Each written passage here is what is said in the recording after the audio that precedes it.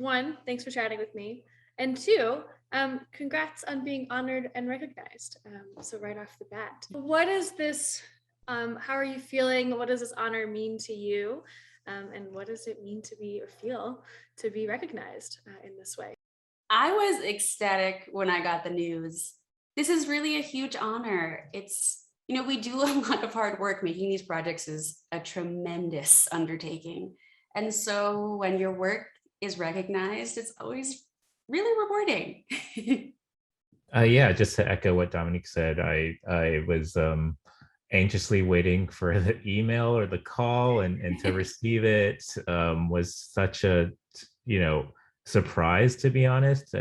The class and the caliber of previous classes have been so high that it's just like the application process was probably the most I've ever spoken about myself in a long time too. So to be recognized by an organization such as BAFTA, which I've hold in such high regard for so long, is really quite an honor. And it's just, as again what Dominique was saying, just like we sort of do our work, and when we get recognition, it's somewhat very humbling and surprising at the same time. Yeah, it's kind of surreal when you're on these lists next to these gigantic names and you're like, they think that I belong on their list, and someone has to remind you, yeah, you do. So it's nice. What kinds of stories are you drawn to telling, and what kind of stories do you hope to tell going forward? Well, I think I've always been drawn to stories about communities and individuals that haven't been really valued in many ways on screen and culture. My parents are Vietnamese war refugees, and I think the perspective of the Vietnam War is told through a very myopic lens, and that's inspired me to be a storyteller that can, hopefully draw out complexity and nuance in a community that has often been neglected and stereotyped. And so those are the type of stories that I am really drawn to, but also bringing out sort of the epic out of the intimate. My film Be Water was about Bruce Lee, but I really wanted to tell a really personal journey about someone who was quite iconic in the world. So yeah. I have noticed that there's a theme that pops up in my work. I tend to write about Latina leads torn between two worlds. And it's funny because that's kind of the theme of my real life. I like to joke that I've lived many lives now.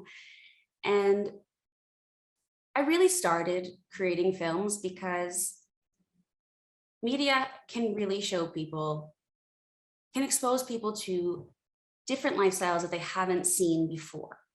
And I noticed lives like my own, Latinas on screen, were just depicted in a singular way.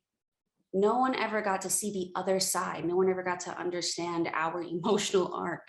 And so that's kind of been what I've always been gearing to do. I want to be able to show stories that we don't usually get to see, and the side of the story that we haven't seen before, if we've seen them at all. If you could go back 5, 10 years kind of in your creative journey, what would you tell yourself at that time about what's happening right now?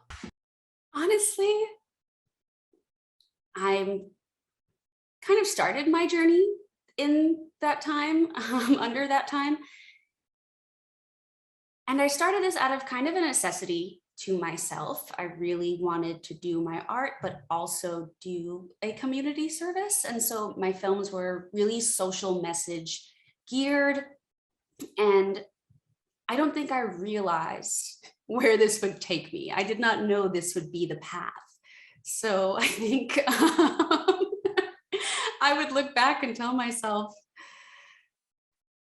you're going to do this. You're going to make this a thing, which I didn't even realize was a thing, I think, even while I started.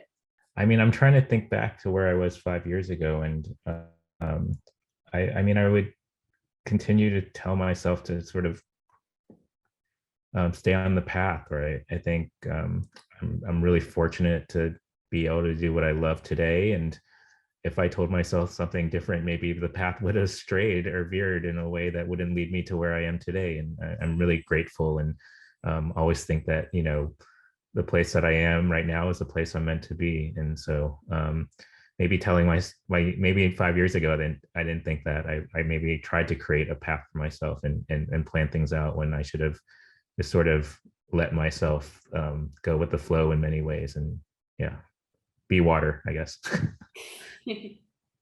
Both of you talked about your pathways here, but also like veering, either staying or veering from the path. So it's really inspiring and interesting for me to hear about.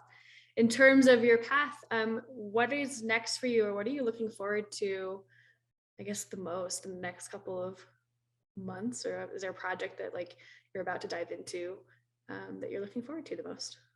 I'm really excited about this breakthrough, the breakthrough program. To be honest, I don't have expectations because again, I just wanted to kind of like let myself lean into whatever happens. And I've been able to speak to a few friends who were part of this or last year's class, and being able to learn like what they were able to get out of it was very helpful. And yeah, I mean, I'm also looking forward to meeting this year's class in person, hopefully. I know last year's class had to do a lot of things virtually, and let's hope that this year will be better for the world and for everyone, where we can, really meet embodied people in less abstract ways like Zoom. And I'm looking forward to that for sure. Not to say that this is something that's probably not achievable in person sometimes. So I'm also grateful for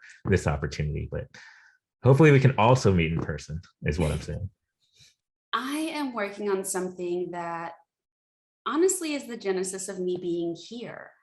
I made my first film in medical school, the obvious path to filmmaking. And halfway through medical school, I got very, very sick. And so I went from sneaking in, making films and like 24-hour film challenges the day after a final, to suddenly having all this time during my healing process. And so I started writing, I started educating myself on filmmaking. And now I think I have a little bit of clarity to look back. And it's funny, I would tell people these stories about being someone who was on the provider side, becoming a patient, and telling them my stories about being in the hospital on the other side of the stethoscope. And people's eyes would just bulge out. They'd be like, oh my God, that really happened to you. And I realized, yeah, all these things really happened. So I'm doing something that's semi-autobiographical about my experience with disability, about my experience having a lot of medical education, but not actually having the power to really advocate for myself or other patients, and how challenging that was. There's a lot of parallels in there from the physical disability and just the structural disability as well.